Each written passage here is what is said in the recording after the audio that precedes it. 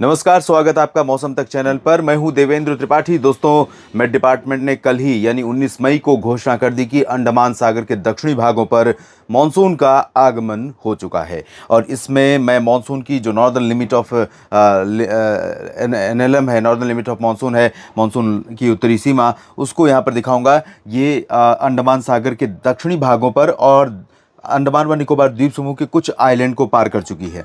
और इसके लिए जो तर्क दिए गए हैं वो ये कहा जा रहा है कि क्योंकि लगातार वेस्टर्ली विंड्स यहाँ पर चल रही हैं और साथ ही साथ साउथ वेस्टर्ली, और साथ ही साथ यहाँ पर बारिश हो रही पिछले 24 घंटों के दौरान। लेकिन मुझे यहाँ के आगमन के बारे में क्या क्राइटेरिया है, मैं फ्रैंकली बताऊंगा कि मुझे नहीं आइडिया, इसके बारे में कोई जानकारी नहीं है। लेकिन केरल पर जो अराइवल का क्राइटेरिया है, मापदंड है, अगर उसको माने तो वो क्राइटेरिया यहाँ पर अभी फिट नहीं बैठ रहा था। लेकिन हो सकता है कि यहाँ का जो मापदंड है, यहाँ पर मानसून के आगमन का जो पैमाना है वो अलग हो और केरल में मानसून के आगमन का पैमाना अलग हो। तो इसके हिसाब से मेट डिपार्टमेंट की तरफ से अनाउंसमेंट कर दिया गया है कि अंडमान और निकोबार द्वीप समूह के तमाम इलाकों पर जो सिचुएशन है वो फेवरेबल थी। इस वजह से यहाँ पर मानसून का आगमन हो चुका है।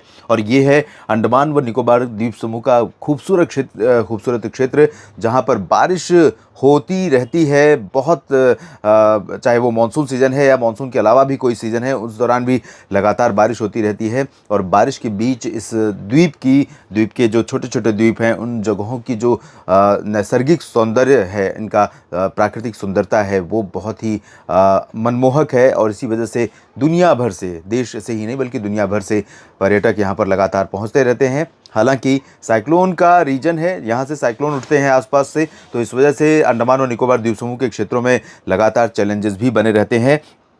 और आपको बता दूं कि केरल में मॉनसून के आगमन की सीमा, ये नॉर्दर्न लिमिट, ये नॉर्मल ऑनसेट डेट है, ये जो लाल रंग आप दिख रहे हैं, तो 1 जून यहाँ पर दिख रही है केरल के ऊपर। और अभी जो अनाउंसमेंट की गई है मेट डिपार्टमेंट की तरफ से, उसके अनुसार 4 जून के आसपास केरल में मानसून दस्तक देगा। यानी 4 दिन का विलंब हो सकता है मानसून के आगमन में केरल में, जबकि यहाँ पर ऑन टाइम पहुँच गया है, समय पर पहुँच गया है। और यहाँ पर 4 दिन बाद से पहुँचेगा, ऐसा अनुमान है। और इसमें 4 दिन का एरर मार्जिन यानी कि त्रुटि की संभावना जताई गई है कि अगर बाई चांस सिचुएशंस फेवरेबल होती हैं तो हो सकता है कि 1 जून को ही दस्तक दे दे, और अगर और सिचुएशंस विपरीत होती हैं तो हो सकता है 8 जून को मानसून केरल में पहुंचे।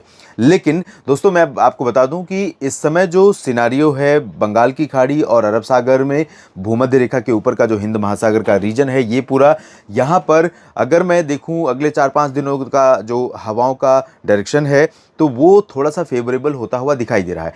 यानी कि मई के आखिर में ही मुझे ऐसा लग रहा है कि केरल के आसपास जो है मानसून के आगमन के लिए परिस्थितियां अनुकूल बन जाएंगी, और हो सकता है कि 1 जून को ही मानसून केरल में दस्तक दे दे। फिलहाल इस वीडियो में इतना ही। आप लगातार बने रहिए, मौसम का पूरा अपडेट, पूरी जानकारियां आप तक मैं पहुंचा रहा हूं और पहुंचाता रहूंगा। धन्यवाद।